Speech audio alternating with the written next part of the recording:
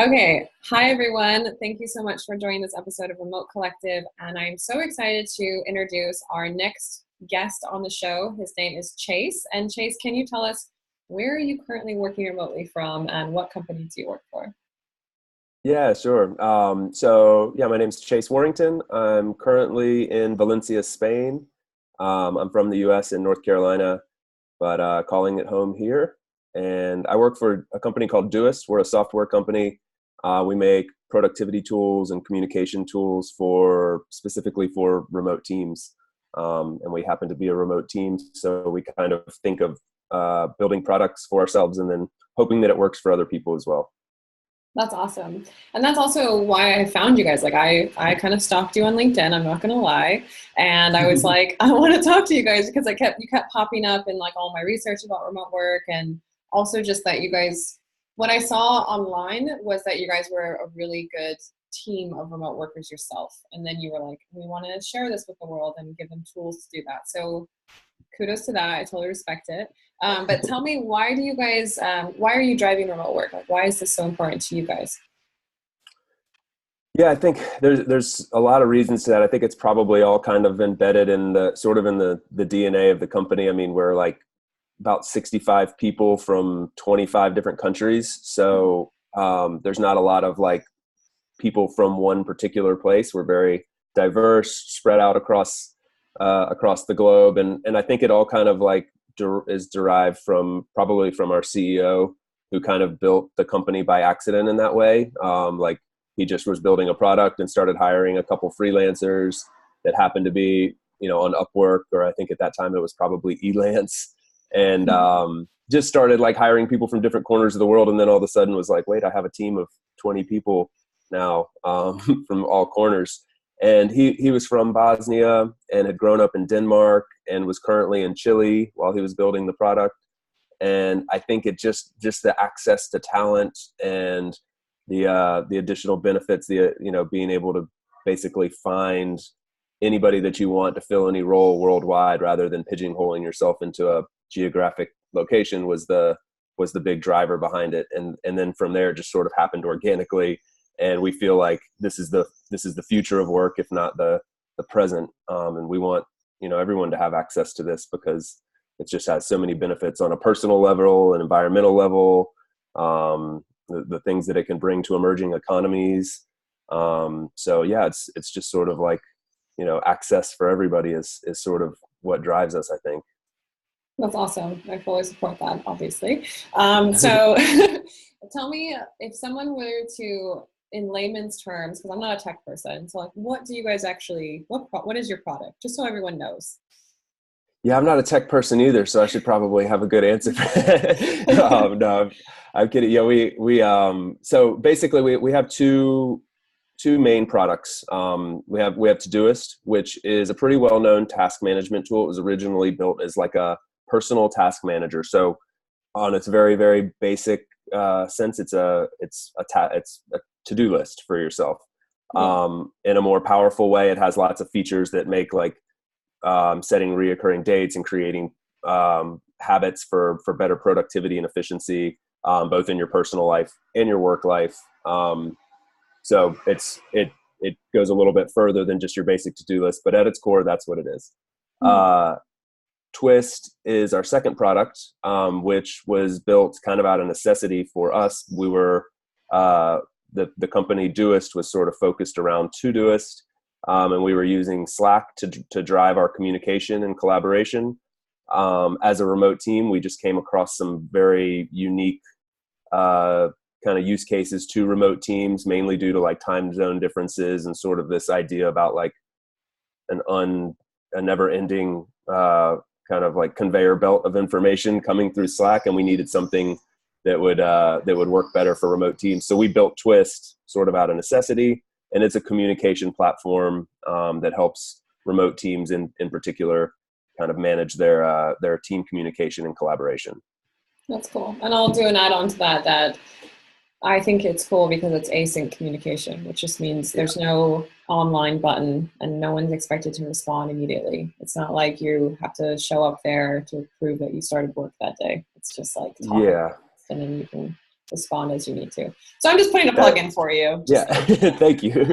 Yeah, no, I mean, that's a really good point though, because like with the way we work is like, we don't have any set hours. We don't have any stand up meetings or, we have very few meetings at all really. And there's no like expectation to be online at any given time or to respond within any given amount of time. It's like everybody we're all adults and capable human beings. Let's work when it works best for you. I mean, one of the top people in the company has a very weird work schedule by most people's standards.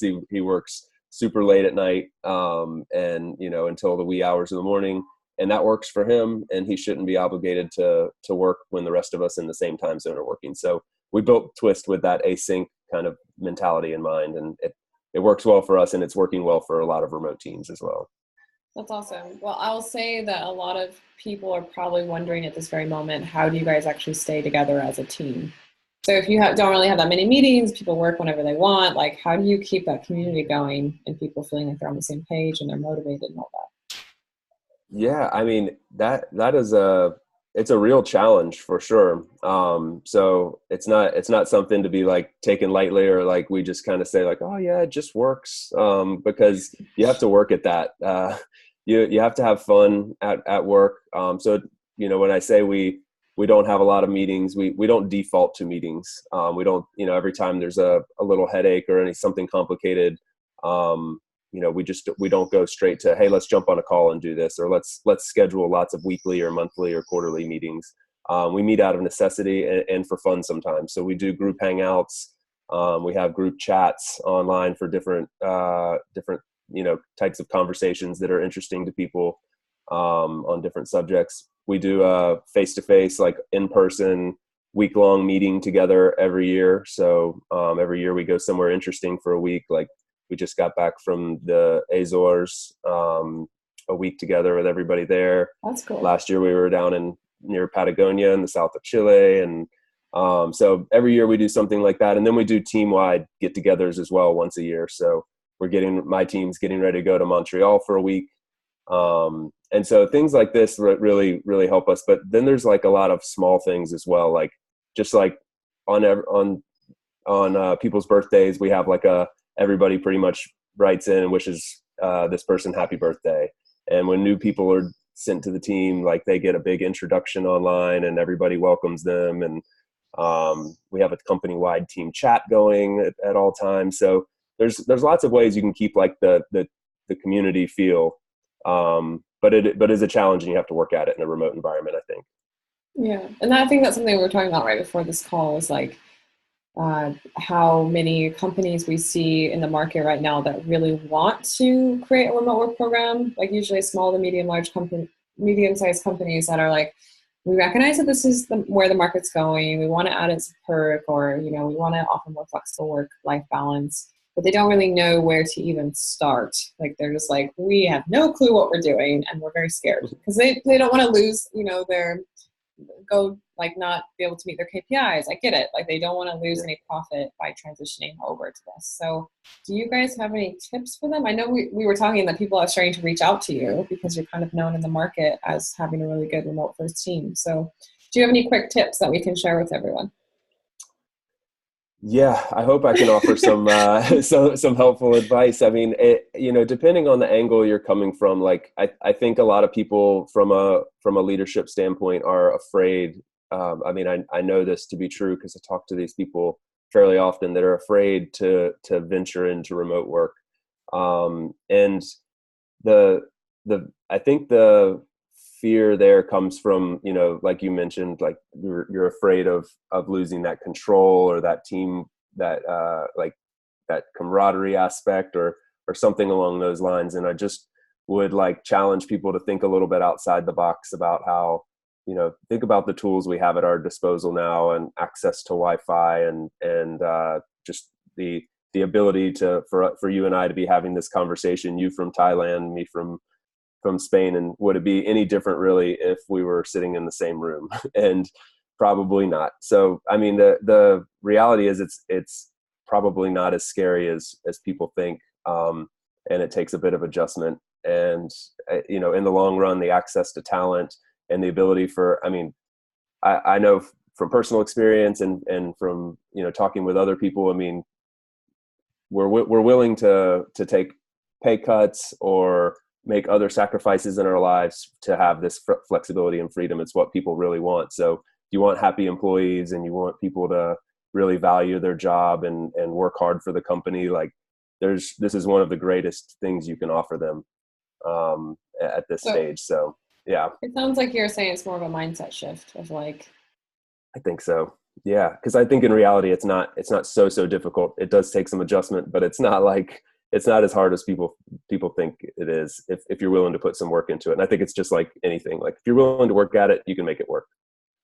Yeah, I agree with that. I think there's like, snap something over. I think that there's ways that we can make it easier on the transition, but I do think the hardest part, I've like given whole talks on this, is like preparing leadership for like being emotionally okay with letting people work remotely.